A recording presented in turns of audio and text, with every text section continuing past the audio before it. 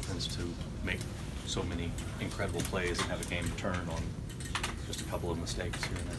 The frustration really is to the, you feel for the players because they give us everything, They deserve, obviously, to come away with a victory, but obviously, we played a very good opponent, and they played their butts off too. And when you compete, somebody's going to win, somebody's going to lose. And, you're saddened, mostly for our players because how much effort they give and how good of kids they are to people and players. I mean, talented, but good people too.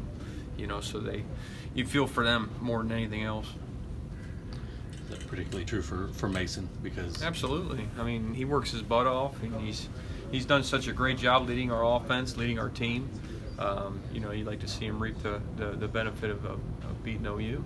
So it stings, obviously. Coach, did OU play you defensively the way you thought they would, or did they? They mixed it up pretty good. I think they and we thought they would. I think our coaches did a nice job of putting the game plan together, and I think we were pretty sound in most of our schemes. So they mixed it up from 3 down to 4 down, rolled a lot of coverage, mixed it up between rolling to the field and playing cover 4 and playing a lot of deep coverage, obviously, in the latter part of the game. But that's what we saw on film, and that's what we anticipated, and that's what we got. In that third quarter, when you guys didn't score, what are they doing defense differently? I don't know if they were doing anything differently as far as schematically. They came out the first half and they were 3 down, and they went to 4 down. And they were looking for some answers, I think. And then in the third quarter, I don't know what different they gave us as opposed to the first half. What did you think of Justice's performance? I'm not going to sit here and grade any player right now without watching the film. It's not fair to any individual. I would think he played tremendous just looking at it, but it's hard to say. There's always going to be a player here or there that you want to have back, but his effort's awesome. He's a very talented young man, and I'm not going to sit here and grade him in front of you guys right now because I haven't even watched the film. It's hard for me as a play caller to look at defenses, try to dial up the right play, and then also be accurate in how I evaluate any personnel immediately after a game.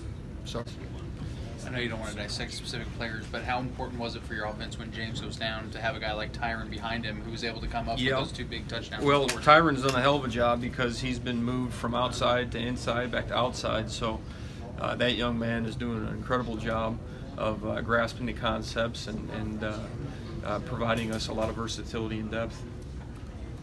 How much did not having James those final couple series impact your play calling? He's such a special player.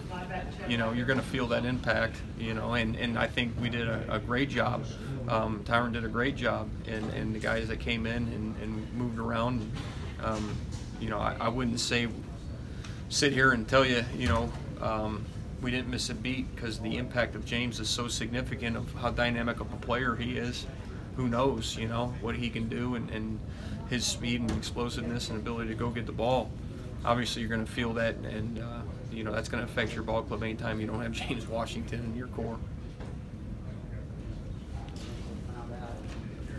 Overall, did you feel Mason handled what you were seeing pretty well? Absolutely. I think he played his butt off. And, there's always going to be a snap here or there that you want to have back, and he gave great effort, and he made a lot of great plays out there.